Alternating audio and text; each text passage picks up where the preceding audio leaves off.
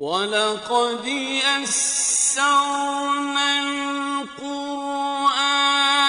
لِلذِّكْرِ فَهَلْ مِن مُّدَّكِرٍ، اور ہم نے قرآن کو سمجھنے کے لیے آسان کر دیا، تو کوئی ہے جو سوچے سمجھے۔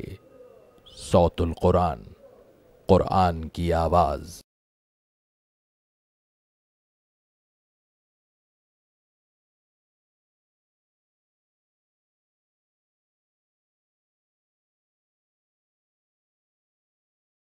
نحمده ونصلي على رسوله الكريم، اما بعد فاعوذ بالله من الشيطان الرجيم، بسم الله الرحمن الرحيم، وأنكحوا الأيام منكم والصالحين من عبادكم وإمائكم إن يكونوا فقراء يغنيهم الله من فضله والله واسع عليم، صدق اللہ العظیم۔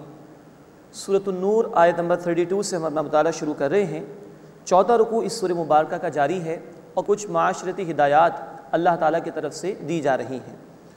وَأَنكِحُوا الْأَيَامَ مِنكُمْ، اور جو عورتیں تم میں سے بیوہ ہوں، اور اس کا ایک اور ترجمہ کیا گیا ہے وہ مرد کہ جن کی بیویاں انتقال کر گئی ہوں تم میں سے، ان کا نکاح کر دو۔ ایامہ کا لفظ ان مردوں کے لیے بھی آتا ہے جن کی بیویوں کا انتقال ہو گیا، اور ان خواتین کے لیے بھی آتا ہے کہ جن کے شوہر انتقال کر گئے۔ وَأَنكِحُوا الْأَيَامَ مِنكُمْ، اور تم نکاح کر دو بیوہ عورتوں کا اپنوں میں سے یا ان مردوں کا کہ جن کی بیویاں انتقال کر گئی ہیں، وَالصَّالِحِينَ مِنْ عِبَادِكُمْ وَإِمَائِكُمْ، اور اپنے نیک غلاموں اور اپنی کنیزوں کا۔ یعنی کہ یہ ہدایات ہیں اسلام کی کہ ایک جنگی صورتحال ہو، ہنگامی صورتحال ہو، کچھ لوگ غلام بن گئے ہیں، کچھ خواتین کنیزیں بن کر آ گئی ہیں، تو ان کے حوالے سے بھی ان کے مالکوں کو یہ ترغیب دی جا رہی ہے کہ ان کے نکاح کا وہ بندوبست کرنے کی کوشش کرے۔ یہ نوٹ فرمائیے کہ ایک شخص جو کہ مالک ہے، اگر اس نے اپنی کنیز کا نکاح کسی سے کرنے کی اجازت دے دی تو اب وہ اس کنیز سے تعلق قائم نہیں کر سکتا، خدمت چاہے تو لے سکتا ہے۔ إِن يَكُونُوا فُقَرَاءَ يُغْنِيهِمُ اللَّهُ مِنْ فَضْلِهِ، اگر وہ تنگ دست ہوں تو اللہ انہیں غنی فرما دے گا اپنے فضل سے۔ وَاللَّهُ وَاسِعٌ عَلِيمٌ، اور اللہ وسعت والا ہے، خوب علم رکھنے والا ہے۔ اب یہاں اللہ تعالیٰ نے بڑی خوبصورت بات بیان کی کہ نکاح کے انعقاد میں یہ غربت رکاوٹ نہ بنے۔ اکثر خاندانوں میں دیکھا جاتا ہے کہ اس بات کا پریشر ہوتا ہے کہ لڑکی والے زیادہ سے زیادہ جہیز دیں، انتہائی بری لعنت ہے یہ ہمارے معاشرے کی۔ یا کبھی لڑکی والے توقع کرتے ہیں کہ لڑکا ذرا مالدار ہو جائے تو پھر نکاح کا اہتمام کیا جائے گا، تو یہ تنگ دستی رکاوٹ نہ بنے نکاح میں۔ فرمایا گیا کہ إِن يَكُونُوا فُقَرَاءَ يُغْنِيهِمُ اللَّهُ مِنْ فَضْلِهِ، اگر وہ تنگ دست ہوں تو اللہ انہیں اپنے فضل سے غنی فرما دے گا۔ وَاللَّهُ وَاسِعٌ عَلِيمٌ، اور اللہ وسعت والا ہے، خوب علم رکھنے والا ہے۔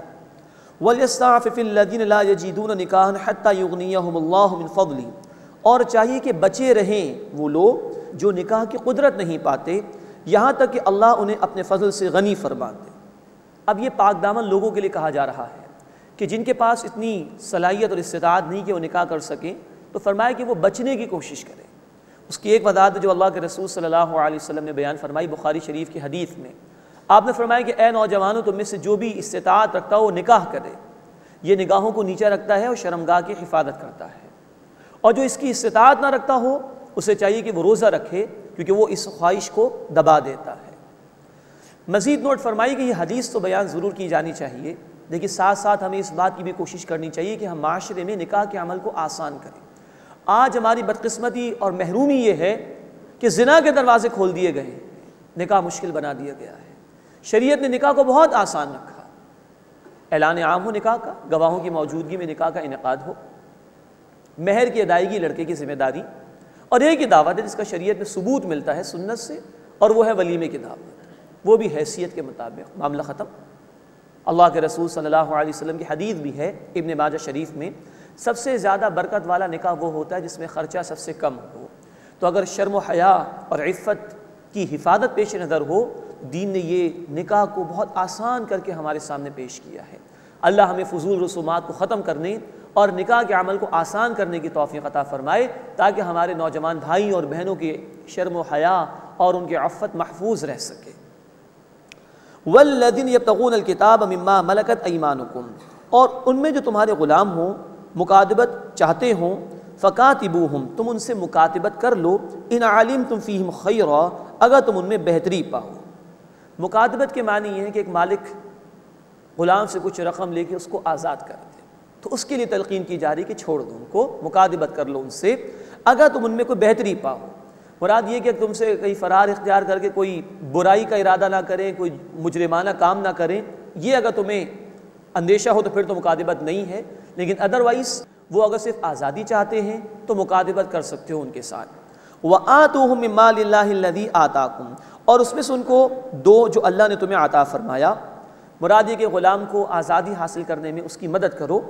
ہم زکوٰۃ کی جو مداد پڑھ چکے ہیں سورہ التوبہ آیت نمبر 60 میں، اس میں ایک مد یہ بھی ہے کہ گردنوں کے آزاد کرانے میں بھی زکوٰۃ خرچ کی جا سکتی ہے۔ وَلَا تُكْرِهُوا فَتَيَاتِكُمْ عَلَى الْبِغَاءِ، اور اپنی کنیزوں کو بدکاری پر مجبور نہ کرو، ان اردنا تحصنا لتبتغوا عرض الحیات الدنیا، جبکہ وہ پاک دامن رہنا چاہیں کہ تم دنیا کی زندگی کا سامان حاصل کر لو۔ وَمَن يُكْرِههُنَّ فَإِنَّ اللَّهَ مِن بَعْدِ إِكْرَاهِهِنَّ غَفُورٌ رَحِيمٌ، اور جو انہیں مجبور کرے گا تو اللہ تعالیٰ ان کے مجبور کیے جانے کے بعد بہت بخش دینے والا، مسلسل رحم فرمانے والا ہے۔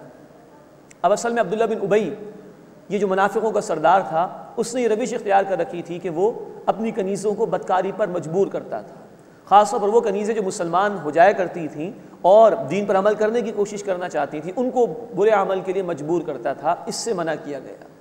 آج آپ نوٹ کیجئے کہ 1400 برس پہلے کی یہ بات بیان ہو رہی ہے، لیکن آج ان معاشروں میں جہاں اللہ کی تعلیمات کو بھلا دیا گیا، اس کام کو لیگلائز کر دیا گیا ہے۔ معاذ اللہ، برے عمل کرنے والی خواتین کو ایک لیگل حیثیت دے دی گئی ہے، اور بیجنگ کانفرنس، بیجنگ +5 کانفرنس، اس کے جو ایجنڈے تھے اس میں بات طے کر دی گئی کہ یہ خواتین، ان کو بھی ایک عزت والا مقام ملنا چاہیے، یہ سیکس ورکرز ہیں۔ جیسے لوگ اپنی صلاحیت دے کر پیسہ کماتے ہیں، ایسے ہی اپنا جسم بیچ کر پیسہ کماتی ہیں، معاذ اللہ ثم معاذ اللہ۔ آج اس برائی کو گویا قانون کا سہارا دے دیا گیا ہے۔ یہ ہے انسانیت کی پہنچ کہ جب وہ الہی تعلیمات سے دور ہو تو اس مقام پر پہنچتی ہے۔ ہمارے دین نے اس سے منع فرمایا ہے۔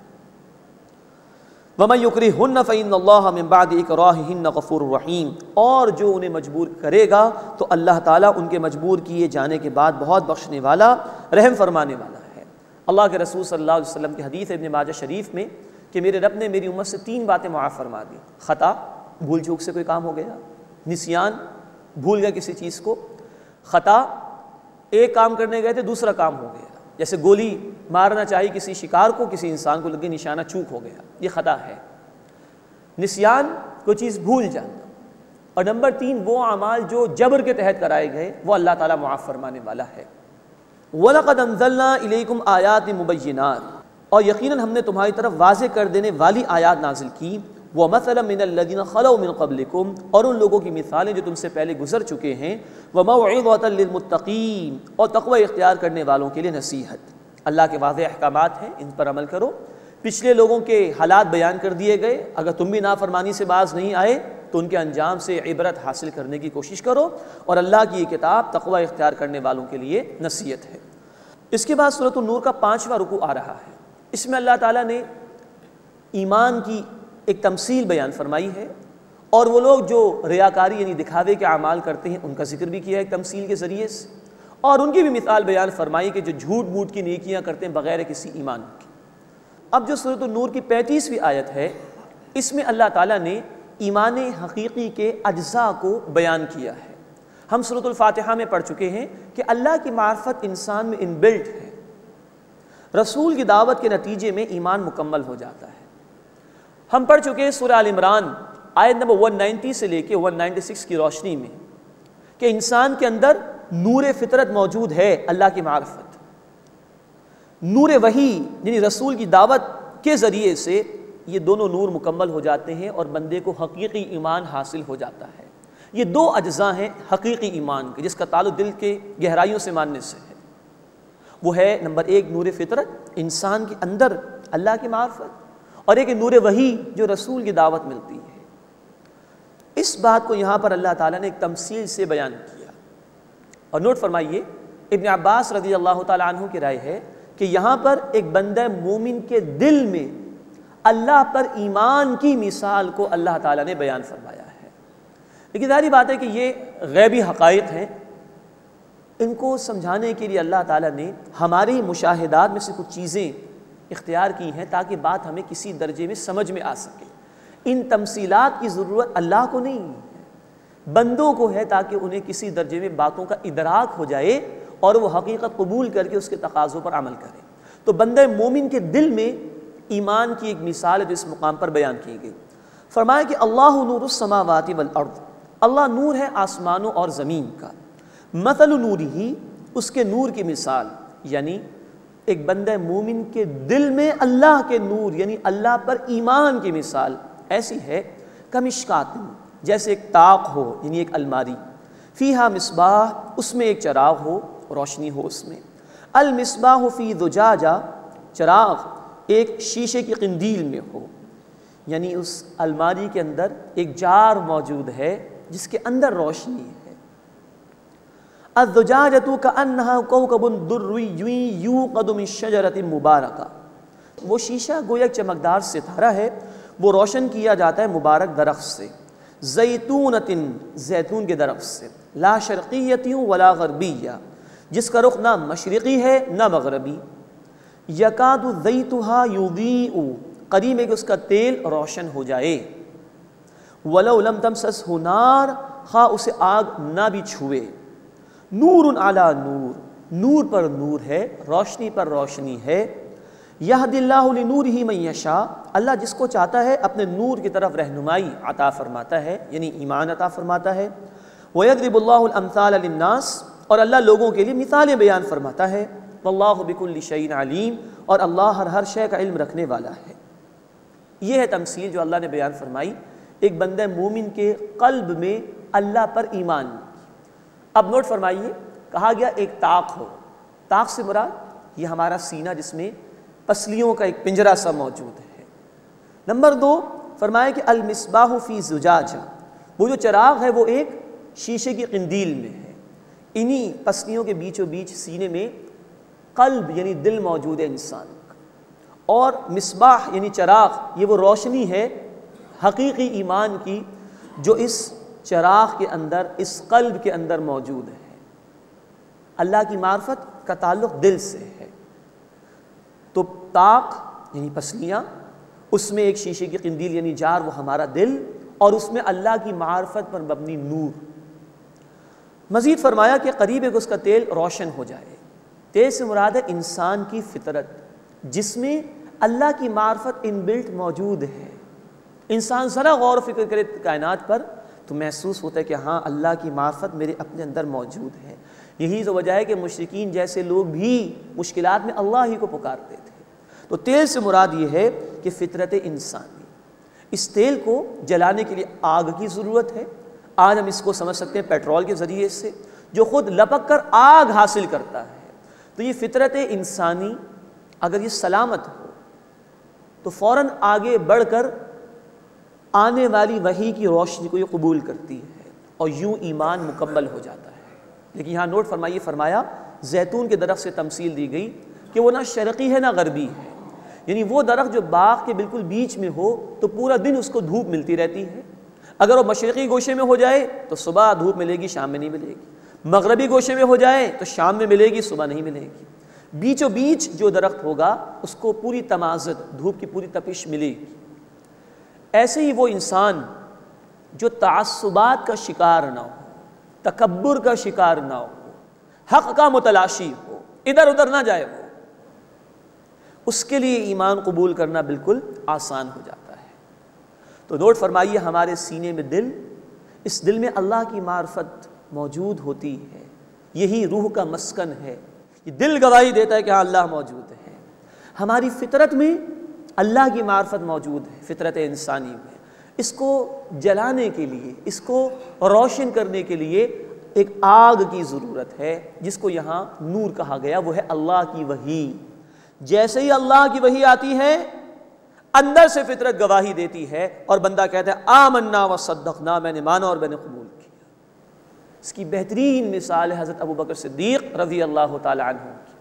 اللہ کے رسول صلی اللہ علیہ وسلم نے فرمایا کہ جس کسی کے سامنے میں نے اللہ کی دعوت پیش کی، اس سے کچھ وقت لیا ہے، سوائے ابوبکر صدیق رضی اللہ تعالیٰ عنہ کے۔ گویا وہ تو تیار تھے کہ ادھر آئے اور قبول کر لیں۔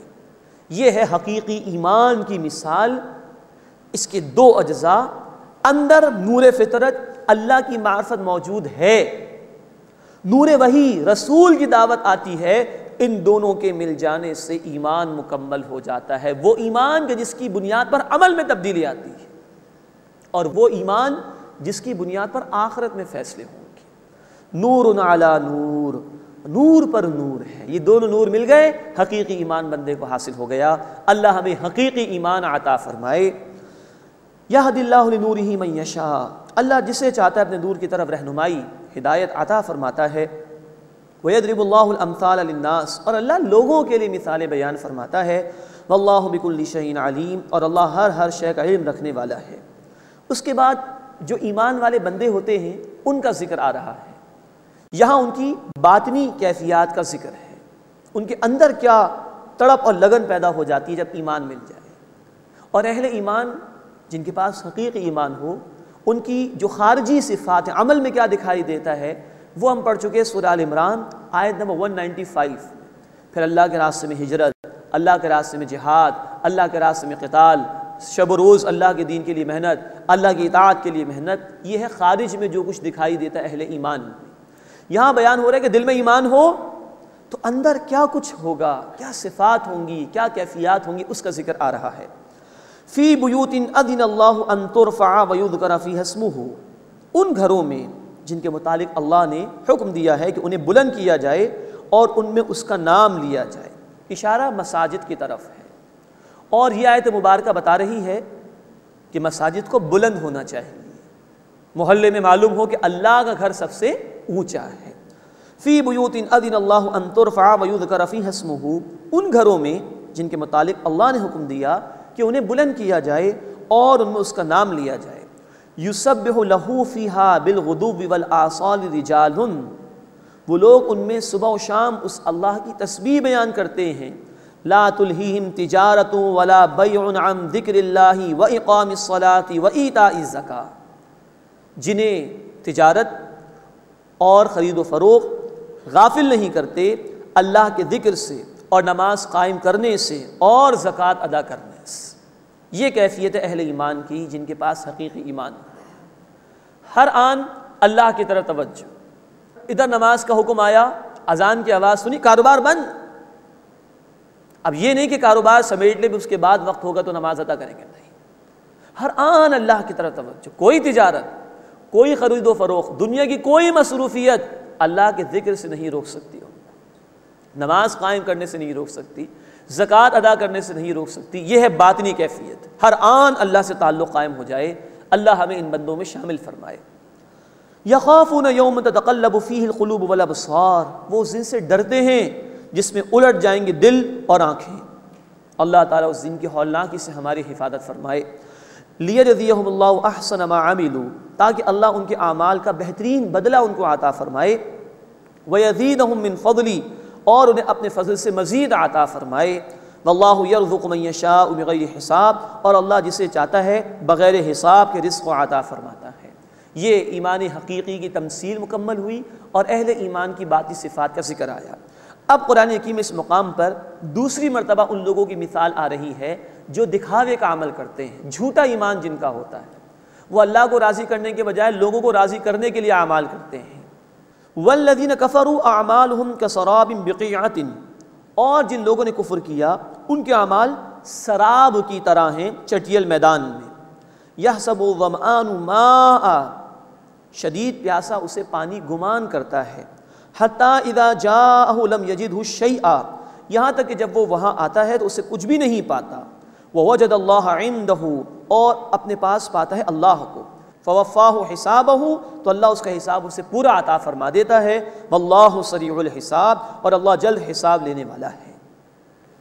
یعنی جیسے چٹیل میدان ہوتا ہے، انسان کو شدید پیاس لگی ہو، دور سے لگتا ہے کہ پانی ہے لیکن قریب جاتا ہے تو سراب ہی سراب ہے۔ ایسے ہی وہ لوگ کہ جو دکھاوے کے لیے عمل کرتے ہیں، وہ اپنے اعمال کو بہت کچھ سمجھتے ہیں، لیکن جب قیامت میں کھڑے ہوں گے تو ان اعمال کی کوئی حیثیت نہیں ہوگی۔ اللہ ہی کو اپنے سامنے پائیں گے جو ان کے اعمال کا پورا پورا بدلہ ان کو دے دے گا۔ یہ دکھاوے کی نیکیاں کسی کام نہیں آئیں گی قیامت کے دن۔ اللہ ہمیں حقیقی ایمان عطا فرمائے اور ہر عمل اپنی ہی رضا کے لیے کرنے کی توفیق عطا فرمائے۔ اب ذکر آ رہا ہے ان لوگوں کا کہ جو جھوٹ موٹ کا ایمان بھی نہیں رکھتے۔ پچھلی مثال تھی ان لوگوں کی کچھ جھوٹا ایمان کو دکھاوے کے لیے اختیار کر لیا ہو۔ اب وہ لوگ کہ نہ جھوٹا ایمان ان کے پاس، نہ کوئی عمل ان کے پاس، نہ نور ایمان ہے نہ نور عمل ہے، ان کا ذکر آ رہا ہے۔ او کظلمات فی بحر لجی، یا جیسے گہرے سمندر میں اندھیرے، یغشاہ موج، جنہیں ڈھانپ لیتی ہے موج، من فوقہ موج، اس کے اوپر دوسری موج، من فوقہ سحاب، اس کے اوپر بادل، ظلمات بعضها فوق بعض، اندھیرے پر اندھیرے ہیں، اذا اخرج یدہ لم یکد یراہا، جب وہ اپنا ہاتھ نکالے تو توقع نہیں کہ اسے دیکھ سکے، ومن لم یجعل اللہ لہ نورا فما لہ من نور، اور جس کے لیے اللہ نور نہ بنائے تو اس کے لیے کوئی نور نہیں ہے۔ یہ وہ لوگ ہیں کہ جن کے پاس نہ ایمان کی روشنی ہے نہ عمل کی روشنی ہے۔ ان کی مثال ایسے بیان کی گئی کہ بڑا گہرا سمندر، اس میں موج، اس کے اوپر موج اور اس کے اوپر بادل، یعنی انتہائی تاریکی، ہاتھ کو ہاتھ سجھائی نہیں دیتا، تو قیامت کے دن نہ ان کے پاس ایمان کی کوئی روشنی ہوگی نہ عمل کی کوئی روشنی ہوگی۔ یہ تیسری تمثیل اس رکوع میں اللہ تعالیٰ نے بیان فرمائی۔ مزید نوٹ فرمائی کہ یہاں پر اللہ تعالیٰ نے ایک بہت بڑی حقیقت بیان کی۔ سائنسدانوں نے ریسنٹلی یہ بات ڈسکور کی ہے کہ ہر سمندر میں یہ کیفیت نہیں ہوتی کہ تاریکی ہی تاریکی ہو، بڑے سمندر میں یہ معاملہ ہوتا ہے۔ اور اللہ تعالیٰ نے جو الفاظ استعمال کیے اس مقام پر، فی بحر لجین، یہ بڑے گہرے سمندر کے الفاظ اللہ نے استعمال فرمائے۔ مزید ہمیں سائنس بتاتی کہ جو 7 کلرز ہیں رینبو کے، ہر کلر ایک سرٹن اسٹیج تک پانی کی تہہ میں جا سکتا ہے۔ 1000 میٹر کے بعد کوئی روشنی نہیں پہنچ سکتی، وہاں مچھلی بھی دیکھ نہیں سکتی سوائے اپنے وجود کی روشنی کے، وہاں تاریکی ہی تاریکی ہوتی ہے۔ یہ وہ آیت تھی کہ جب ایک فرینچ ایڈمرل نے سنی، اس کو سمندروں کا تجربہ تھا تو وہ دنگ رہ گیا۔ اس سے پوچھا کہ یہ کلام جس شخص پر نازل ہوا اس نے کبھی سمندر کا سفر کیا؟ جو بھی مسلمان تھے معلوم تاریخ کے مطابق انہوں نے بتایا کبھی نہیں کیا۔ کہا میں ایمان لاتا ہوں کہ یہ خدا کا کلام ہے۔ ایک انسان جس سے سمندر کا سفر کبھی نہیں کیا ہو، جس کو تجربہ نہ ہو سمندروں کی گہرائی کا، وہ یہ بات کہہ ہی نہیں سکتا کہ موج، اس کے اوپر موج، یہ اندر ہی اندر موجیں ہی موج، اس کے اوپر بادل، ہاتھ کو ہاتھ سجائی نہ دے۔ اس شخص سے کہا کہ یہ کلام اللہ کا ہے، کسی انسان کا نہیں ہو سکتا، اور وہ ایمان لے آیا اس پر۔ اس کے بعد اس سورہ مبارکہ کا 6واں رکوع ہے جس میں اللہ کی قدرتوں کا بیان اور منافقین کا ذکر کیا گیا ہے۔ الم تر ان اللہ یسبح له من فی السماوات والارض والطیر صافات، کیا تم نے نہیں دیکھا کہ اللہ کی تسبیح بیان کرتا ہے جو کوئی آسمانوں اور زمین میں ہے، اور پر پھیلائے ہوئے پرندے بھی۔ کل قد علم صلاتہ وتسبیحہ، ہر ایک نے اپنا وظیفہ بھی جان لیا اور اپنی تسبیح بھی۔ واللہ علیم بما یفعلون، اور جو کچھ وہ کرتے ہیں اللہ خوب جانتا ہے۔ سورہ بنی اسرائیل آیت 44 میں ہم پڑھ چکے، ہر شے اللہ کی تسبیح بیان کرتی ہے لیکن تم اس کی تسبیح کو سمجھ نہیں سکتے۔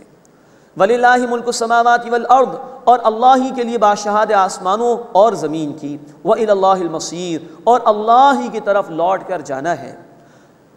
الم تر ان اللہ یزجی سحابا، کیا تم نے نہیں دیکھا کہ اللہ بادل کو چلاتا ہے، ثم یؤلف بینہ، پھر ان بادلوں کو آپس میں ملاتا ہے، ثم یجعلہ رکاما، پھر وہ انہیں تہ بتہ کر دیتا ہے، فتر الودق یخرج من خلالہ، پھر تم دیکھتے ہو کہ ان کے درمیان سے بارش برستی ہے، وینزل من السماء من جبال فیہا من برد، اور وہ آسمانوں میں جو پہاڑ ہیں ان سے اتارتا ہے اولے، فیصیب بہ من یشاء، پر جس پر چاہتا ہے انہیں ڈال دیتا ہے، ویصرفہ عن من یشاء، اور جس سے چاہتا ہے انہیں پھیر دیتا ہے، یکاد ثنا برقہ یذھب بالابصار، قریب ہے کہ اس کی بجلی کی چمک آنکھوں کی بینائی لے جائے۔ اب یہاں اللہ تعالیٰ نے بارش کے برسنے کا عمل بھی بیان کیا، بادلوں کو اللہ ملاتا ہے، چلاتا ہے، تہ بتہ کرتا ہے، پھر بارش برستی۔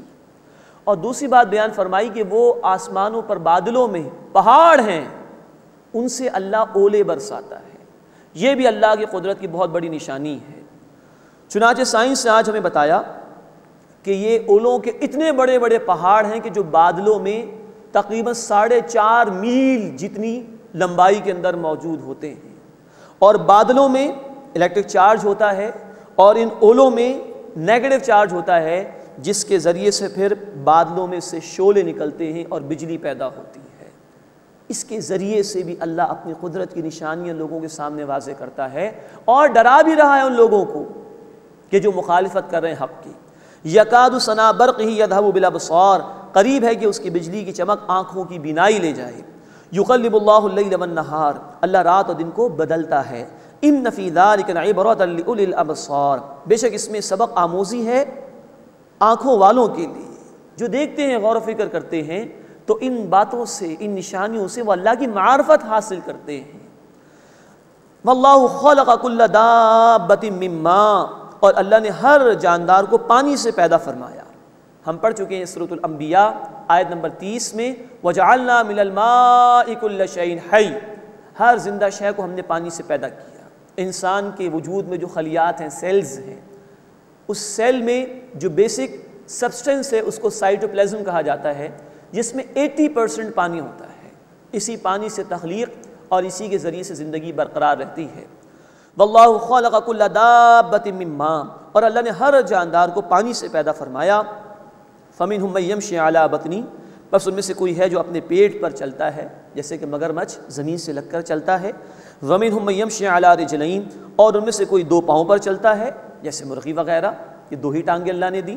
ومنہم من یمشی علی اربع، اور ان میں سے کوئی 4 پاؤں پر چلتا ہے، جیسے گائے وغیرہ۔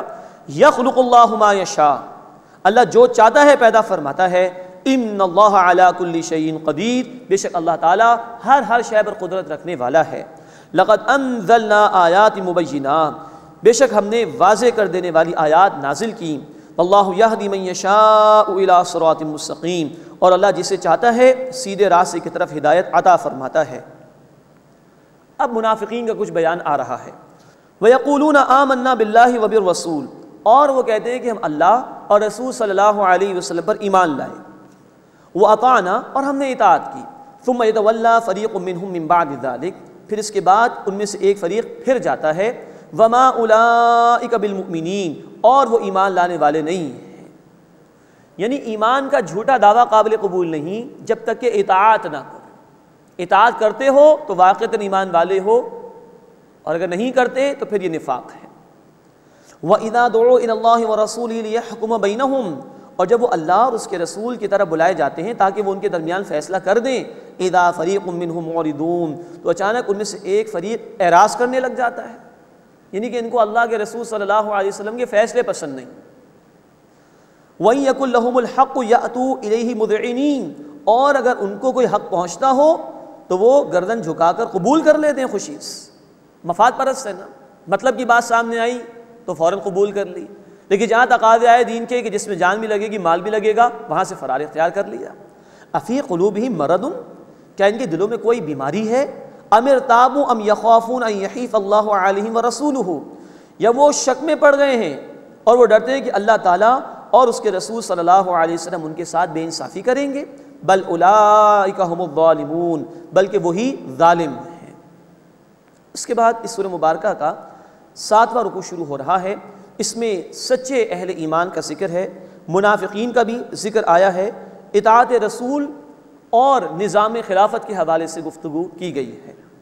انما کان قول المؤمنین اذا دعوا الی اللہ ورسولہ لیحکم بینہم، بے شک اہل ایمان کی بات تو یہی ہوتی ہے کہ جب وہ اللہ اور اس کے رسول صلی اللہ علیہ وسلم کی طرف بلائے جاتے ہیں تاکہ وہ ان کے درمیان فیصلہ کر دیں، ان یقولوا سمعنا واطعنا، کہ وہ کہتے ہیں کہ ہم نے سنا اور ہم نے اطاعت کی۔ وَأُولَئِكَ هُمُ الْمُفْلِحُونَ، اور یہی فلاح پانے والے ہیں۔ یہ جھوٹے دعوے نہیں کرتے بلکہ یہ اطاعت بھی کرتے ہیں اللہ کے رسول صلی اللہ علیہ وسلم کی۔ وَمَن يُطِعِ اللَّهَ وَرَسُولَهُ، اور جو کہ اللہ تعالیٰ اور اس کے رسول صلی اللہ علیہ وسلم کی اطاعت کرے، وَيَخْشَ اللَّهَ وَيَتَّقْهِ، اور اللہ کی خشیت اختیار کرے اور اللہ کا تقوی اختیار کرے، یعنی اس کی نافرمانی سے بچے۔ فَأُولَئِكَ هُمُ الْفَائِزُونَ، بس یہی لوگ ہیں جو کامیاب ہونے والے ہیں۔ اللہ تعالیٰ ہمیں ان لوگوں میں شامل فرمائے۔ دیکھیے بار بار اللہ کی اطاعت اور بار بار اللہ کے رسول صلی اللہ علیہ وسلم کی اطاعت کا ذکر آ رہا ہے۔ نوٹ فرمائیے، اطاعت اصلاً اللہ کی ہے لیکن عملاً ہوگی رسول اللہ صلی اللہ علیہ وسلم کی۔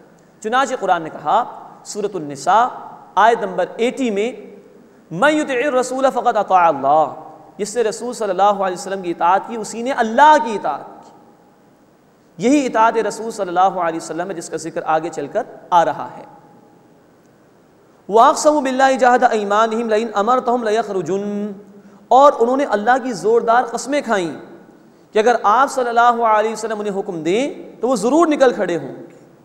مراد ہے کہ قتال کے لیے احکامات تو آ چکے، لیکن یہ کہہ رہے ہیں کہ اگر آپ صلی اللہ علیہ وسلم حکم دیں گے تو ہم نکلیں گے۔ قُلْ لَا تُقْسِمُوا، اے نبی صلی اللہ علیہ وسلم فرما دیجئے تم قسمیں مت کھاؤ، طاعۃ معروفہ، اطاعت پسندیدہ ہے۔ مراد یہ کہ قسمیں کھا کر جھوٹے دعوے نہ کرو۔ دیکھو صحابہ کرام کو رضی اللہ تعالیٰ عنہ مجمعین، جو اہل ایمان سچے ہیں اپنے دعوے میں، وہ نکل کھڑے ہوتے ہیں اللہ کے راستے میں، وہ دین کی محنت پہ لگے ہوئے ہیں، وہ اس انتظار میں نہیں کہ کہا جائے گا تو تب آگے بڑھیں گے، احکامات تو آ چکے، تو قسمیں کھانے کی ضرورت کیا ہے؟ اطاعت پسندیدہ ہے، دعویٰ نہ کرو، عمل کر کے دکھاؤ۔ ان اللہ خبیر بما تعملون، بے شک جو کچھ تم کرتے ہو اللہ اس سے خوب واقف ہے۔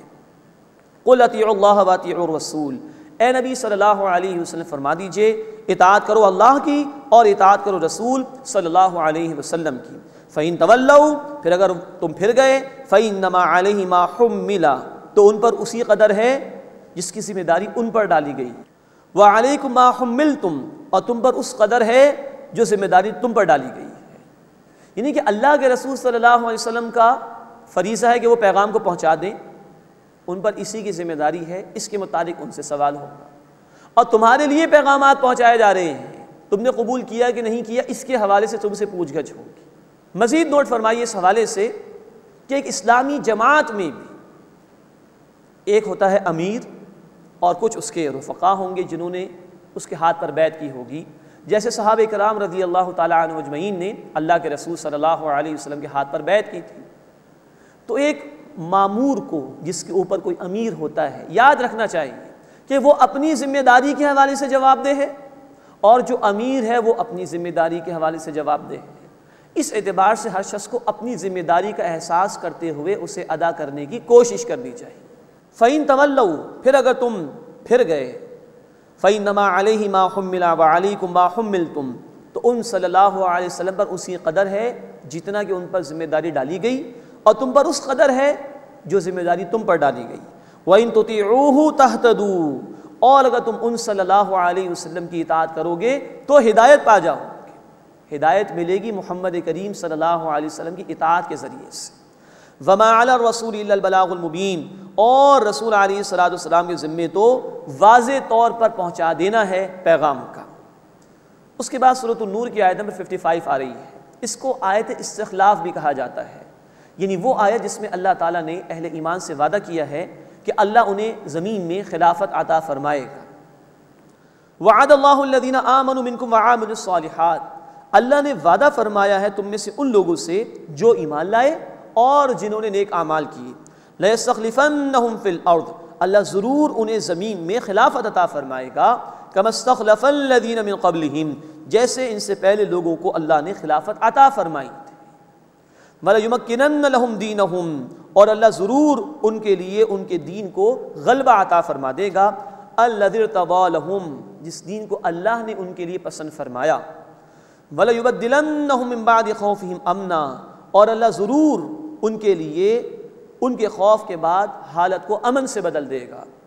یعبدوننی، وہ میری ہی عبادت کریں گے، لا یشرکون بی شیئا، میرے ساتھ کسی کو شریک نہیں کریں گے۔ ومن کفر بعد ذالک، پس جس نے اس کے بعد کفر کیا، فاولئک هم الفاسقون، پس وہی لوگ نافرمان ہیں۔ یہ آیت مبارکہ ہے جس میں اللہ تعالیٰ نے وعدے دیے اہل ایمان کو، اللہ زمین میں اقتدار عطا فرمائے گا، اللہ اس دین کو جسے اللہ نے پسند کیا، یعنی اسلام، سورۃ المائدہ آیت نمبر 3، وَرَضِيتُ لَكُمُ الْإِسْلَامَ دِينًا، اور میں نے تمہارے لیے اسلام کو بطور دین کے پسند کیا۔ اللہ اس دین کو غلبہ عطا فرما دے گا، اور اللہ خوف کی کیفیت کو حالت امن سے بدل دے گا۔ یہ اللہ کے وعدے ہیں، لیکن شرط یہ ہے کہ ایمان اور عمل صالح، محض ایمان کے دعوے کرنے والوں سے مطالبات نہیں اللہ کی، وہ ایمان والے جو حقیقی ایمان اختیار کریں اور عمل کا ثبوت پیش کریں، ایمان کے تقاضوں پر عمل کریں تو اللہ کی مدد یقیناً شامل حال آئے گی، جیسے اللہ کے رسول صلی اللہ علیہ وسلم کے دور میں دین غالب ہوا، جیسے خلفائے راشدین کے دور میں دین کے غلبے میں ایکسٹینشن ہوئی، وسعت پیدا ہوئی۔ یہ وعدے آج بھی اللہ تعالیٰ کے ہیں، لیکن شرط یہ ہے کہ ایمان اور اس کے تقاضوں پر عمل کیا جائے۔ قرآن نے ہمیں کہا سورہ آل عمران آیت 139 وَأَنْتُمُ الْأَعْلَوْنَ إِن كُنتُم مُؤْمِنِينَ، تم ہی غالب رہو گے اگر تم ایمان لانے والے ہو۔ لیکن آج وہ ایمان ہمارے دلوں سے نکل چکا ہے، حقیقی ایمان۔ سورۃ النور آیت 35 میں ہم پڑھ چکے، دل میں ایمان ہو عمل لازماً تبدیل ہوتا ہے۔ اہل ایمان نے جب بھی ایمان کے تقاضوں کو چھوڑا وہ دنیا میں ذلت اور رسوائی میں مبتلا کیے گئے، لیکن اللہ کا وعدہ سچا ہے، یہ ہو کر رہے گا۔ اللہ ہمیں ان وعدوں پر یقین عطا فرمائے اور اپنے دین کے لیے جد و جہد کرنے کی توفیق عطا فرمائے۔ دیکھیے اللہ کے رسول صلی اللہ علیہ وسلم کو اللہ نے اسی لیے بھیجا کہ دین غالب ہو جائے۔ 3 دفعہ قرآن نے کہا، سورہ التوبہ آیت نمبر 33، سورۃ الفتح آیت نمبر 28 اور سورہ الصف آیت نمبر 9 میں لِيُظْهِرَهُ عَلَى الدِّينِ كُلِّهِ، تاکہ آپ صلی اللہ علیہ وسلم اس دین حق کو کل نظام زندگی پر غالب فرماتے۔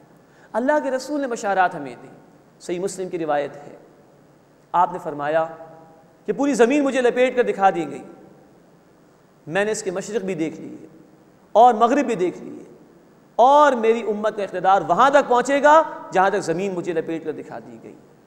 اب جو انقلاب آئے گا وہ گلوبل لیول کا ہوگا۔ اسلام از الٹیمیٹ، قرآن آخری کلام، دین اللہ نے مکمل کر دیا، اب کوئی رسول نہیں آئیں گے۔ اس گلوبلائزیشن کے لیے بھی ہدایت اللہ کے دین سے ملے گی۔ یہ ہے اتنا بڑا پروجیکٹ اس امت کے سامنے، ان وعدوں کے ساتھ کہ تم ایمان اور اعمال صالحہ کا ثبوت پیش کرو، اللہ تمہیں زمین میں اقتدار دے دے گا، دین کو غلبہ عطا فرما دے گا، اللہ تمہارے خوف کی کیفیت کو امن سے بدل دے گا۔ آگے فرمایا کہ جب یہ ہو جائے تو یعبدوننی لا یشرکون بی شیئا، وہ میری عبادت کریں گے اور میرے ساتھ کسی کو شریک نہیں کریں گے۔ اس کا ریورس یوں سمجھ لیجئے کہ اگر اللہ کی عبادت نہ ہو رہی ہو تو شرک ہے۔ اللہ کی عبادت صرف نماز، روزے، زکوٰۃ، حج کا نام نہیں، زندگی کے تمام امور میں اللہ کے احکامات پر عمل کرنے کا نام عبادت ہے۔ یہ نہ ہو تو پھر دین غالب نہیں ہو سکتا۔ چنانچہ قرآن نے ہمیں کہا سورۃ المائدہ آیت نمبر 44، آیت نمبر 45 اور آیت نمبر 47 میں من لم يحكم بما انزل الله فاولئک هم الکافرون، من لم يحكم بما انزل الله فاولئک هم الظالمون، من لم يحكم بما انزل الله فاولئک هم الفاسقون۔ جو اللہ کے نازل کردہ کلام کے مطابق فیصلے نہیں کرتے وہی تو حقیقت کے اعتبار سے کافر ہیں، ظالم یعنی مشرک ہیں، اور فاسق یعنی نافرمان ہیں۔ تو کیسے دین کا غلبہ ہو جبکہ آج انفرادی سطح پر بھی اللہ کے احکامات پامال ہو رہے ہیں، اجتماعی سطح پر سود کا نظام ہے، اللہ رسول سے اعلان جنگ کر رکھا ہے ہم نے سورۃ البقرہ آیت 279 کی روشنی میں۔ تو اگر اللہ غلبہ دے گا تو عبادت اللہ کی ہوگی۔ اس کو اس اعتبار سے بھی نوٹ فرمائیے کہ اگر اس کی عبادت کے تقاضوں پر عمل کیا جائے تو اللہ زمین میں غلبہ عطا فرما دے گا۔ اللہ تعالی ہمیں اپنے دین کے لیے محنت کرنے کی توفیق عطا فرمائے، جیسا کہ محنت فرمائی محمد کریم صلی اللہ علیہ وسلم نے۔ ومن کفر بعد ذالک، اور جس نے اس کے بعد کفر کیا۔ اتنے واضح وعدے ہیں، اس کے بعد بھی کوئی اگر محنت نہیں کر رہا دین کے لیے تو کفر ہے نا، ایک اعتبار سے جھٹلانے کے مترادف ہے۔ فَأُولَئِكَ هُمُ الْفَاسِقُونَ، بس وہی لوگ نافرمان ہیں۔ وَأَقِیمُوا الصَّلَاةَ وَآتُوا الزَّکَاةَ، اور نماز قائم کرو اور زکوٰۃ ادا کرو۔ وَأَطِیعُوا الرَّسُولَ لَعَلَّکُمْ تُرْحَمُونَ، اور اطاعت کرو رسول صلی اللہ علیہ وسلم کی تاکہ تم پر رحم کیا جائے۔ نوٹ فرمائیے آیت نمبر 55 میں نظام خلافت کا ذکر آیا، آیت نمبر 54 میں بھی اللہ کے رسول صلی اللہ علیہ وسلم کی اطاعت کا حکم تھا، آیت نمبر 56 میں بھی اللہ کے رسول صلی اللہ علیہ وسلم کی اطاعت کا حکم ہے۔ ربط یہ ہے کہ اگر نظام خلافت قائم نہ ہو، اللہ کے احکامات پر مبنی نظام غالب اور قائم نہ ہو تو اطاعت رسول ہو ہی نہیں سکتی ہے کامل طور پر۔ نبی صلی اللہ علیہ وسلم کے دور میں صحابہ کرام 4 اعتبارات سے آپ صلی اللہ علیہ وسلم کی اطاعت کرتے تھے۔ عبادات کے معاملات میں نماز، زکوٰۃ، روزہ، حج، معاملات میں نکاح کے مسائل، طلاق کے مسائل، وراثت کے مسائل، نمبر 3، آپ صلی اللہ علیہ وسلم اس جماعت کے امیر بھی تھے، تو آپ کے صحابہ آپ کے احکامات پر عمل کرتے تھے۔ اور نمبر 4، آپ صلی اللہ علیہ وسلم قرآن و سنت کی روشنی میں فیصلے بھی فرماتے تھے، اس پر عمل ہوتا تھا۔ آج ہم عبادات میں تو اطاعت رسول کر سکتے ہیں، معاملات میں تو اطاعت رسول کر سکتے ہیں، لیکن دین مغلوب ہے تو کوئی انقلابی جماعت ہونی چاہیے جس کا کوئی امیر ہو، جس کے ہاتھ پر بیعت کی جائے دین کو غالب کرنے کی جد و جہد کے لیے، تبھی اطاعت رسول ہوگی۔ اسی کہ وہ جماعت بھی دین کو غالب کرنے کی جد و جہد کر رہی تھی، اور پھر اللہ کے دین کو غالب کرنے کی جد و جہد کرنا ضروری ہے، تبھی قرآن و سنت کے مطابق فیصلے ہو سکیں گے، تبھی اطاعت رسول صلی اللہ علیہ وسلم ہو سکے گی۔ تو یہ ربط ہے اطاعت رسول کا نظام خلافت سے۔ جب تک نظام خلافت قائم نہ ہو، اللہ کے احکامات پر مبنی نظام قائم نہ ہو، رسالت مآب صلی اللہ علیہ وسلم کی اطاعت کامل طور پر ہو ہی نہیں سکتی، اور اگر اللہ کے رسول کی اطاعت نہ ہو تو اللہ کی اطاعت ہی نہیں ہو سکتی۔ سورۃ النساء آیت نمبر 80، من یطع الرسول فقد اطاع اللہ، جس نے رسول صلی اللہ علیہ وسلم کی اطاعت کی اسی نے اللہ کی اطاعت کی۔ تو جب اللہ کے رسول کی اطاعت نہیں ہو رہی کامل طور پر تو اللہ کی اطاعت کیسے ہو سکے گی؟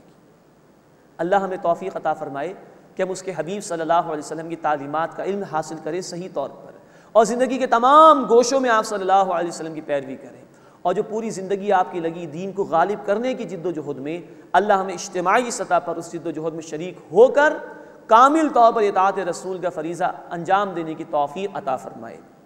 وَأَقِیمُوا الصَّلَاةَ وَآتُوا الزَّکَاةَ، اور نماز قائم کرو اور زکوٰۃ ادا کرو۔